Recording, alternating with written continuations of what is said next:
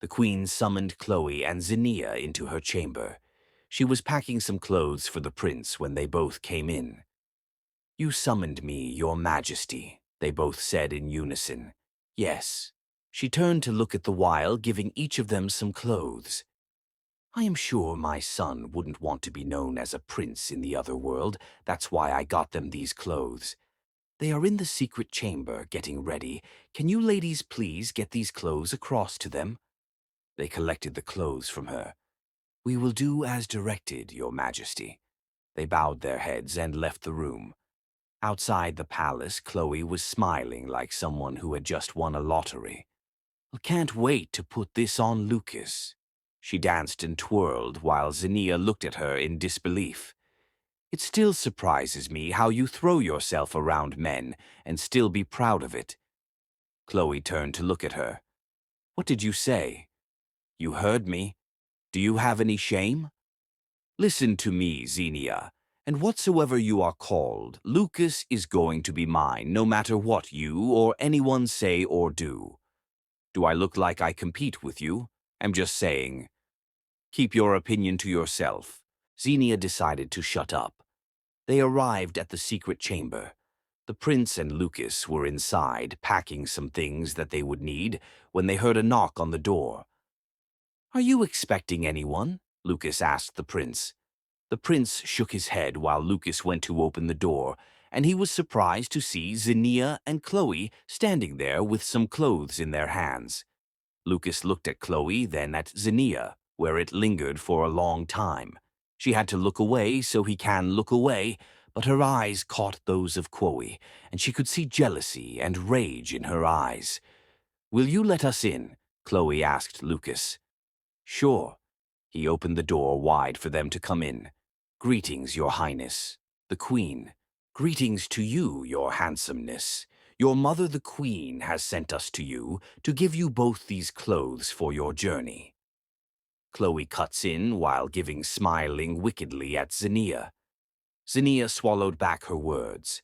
Truth be told, she was embarrassed, but Chloe didn't give two shits about how she was feeling. "Would you like us to put it on Ibu?" The prince looked at his hands and they were dirty. "Yes." In a flash, Chloe ran to meet Lucas. Everyone was shocked. Zinnia walked up to the prince and she pulled off his shirt. She was surprised to see how bodily built the prince. She couldn't stop the gasp that escaped her lips. Lucas couldn't take his eyes off her even when Chloe was trying to seduce him. His gaze was firmly fixed on Zinnia. How he wishes it was she in front of him, wishes it was she in front of him, right how, and not Chloe. After Zinnia was done fixing the prince's shirt, she was about to wear him his traduzer when Lucas coughed out. The prince and Zinnia looked at him at the same time.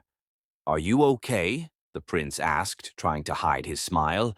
He knew Lucas had a string of affection for Zinnia, and he was loving seeing him act this way. "Yeah, I am good." Zinnia ignored him and went back to what she was doing, but the continuous cough from Lucas stopped her. "You how what, Chloe? Come and finish dressing me up, and Zinnia, you can go to Lucas." "But, your highness—" The prince looked at Chloe before she could give further excuses. "As you wish." Your highness Zinnia left the prince's clothes for Chloe and went to meet Lucas, who was smiling at her, but she didn't look up at him. She noticed that his shirt hasn't been buttoned either. What the hell has Chloe been doing? Gawking at his body.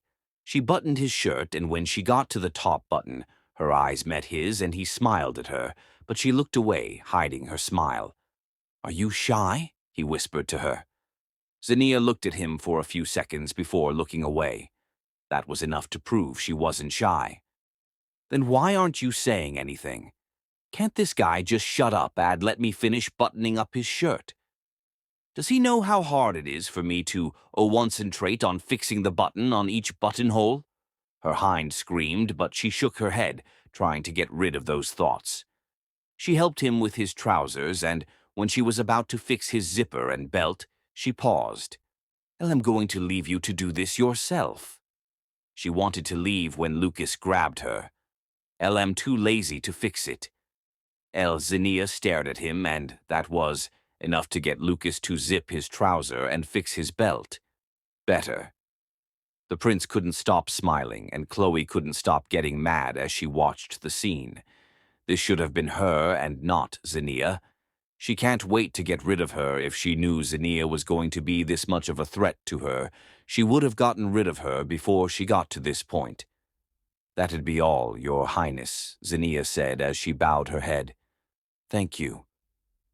The prince extends his gratitude to Chloe as well, even though he could tell she was furious. They were about to leave when Lucas called Zinnia. He walked up to her when she turned to face him. "It's nothing. I just wanted to see your face one last time before I leave." He lied. "Safe journey." Zinnia bade them goodbye before leaving the room. "Why do I feel you like her?" Prince Edward asked. "No, I don't. I mean, I like her as a person, but as a girl, love, I don't think so." "You don't think so?" "Not that you don't want it." Lucas looked at the prince before the prince raised his hands in surrender. There was a knock again at the door, and this time it was Kim. "What is it?" "It is time. The guardians are here." Kim answered while the prince and Lucas carried everything they needed and left the Siret chamber to meet the guardians.